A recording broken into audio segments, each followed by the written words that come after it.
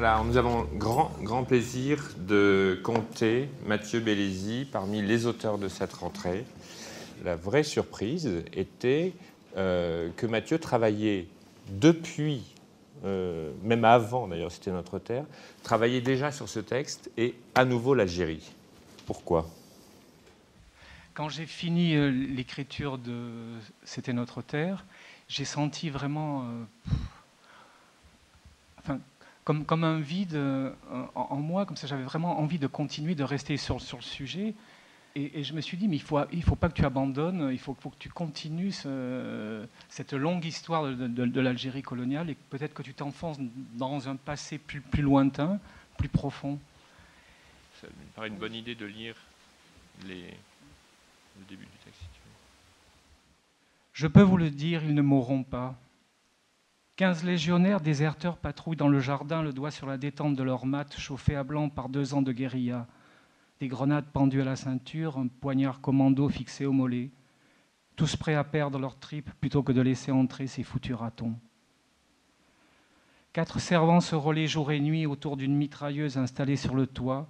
2 gardes du corps, hauts de 2 mètres et pesant pas moins de 100 kilos, interdisent l'entrée de ma chambre aux importuns, dont le nombre varie selon les jours et mon humeur.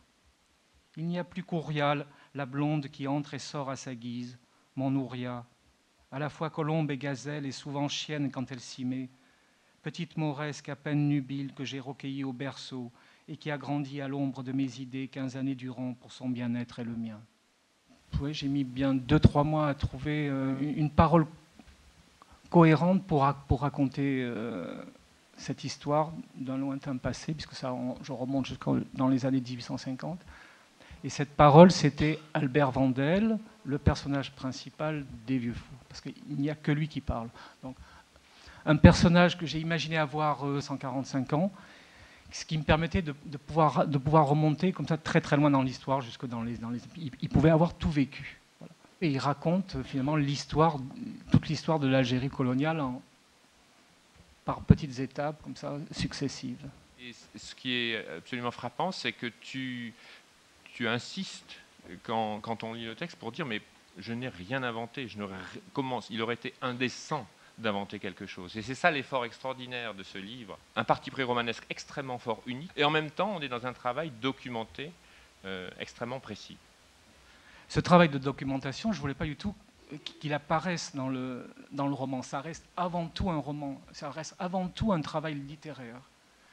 Et d'ailleurs, je n'aurais pas trouvé la forme que j'ai trouvée pour Les Vieux Fous, cette façon emportée d'écrire, parce que chaque chapitre fait entre 20 et 30 pages, il n'y a pas de points, c'est un style très musical. Je n'aurais pas trouvé cette forme-là, j'aurais jamais écrit sur l'Algérie. Voilà. Merci beaucoup Mathieu. Merci.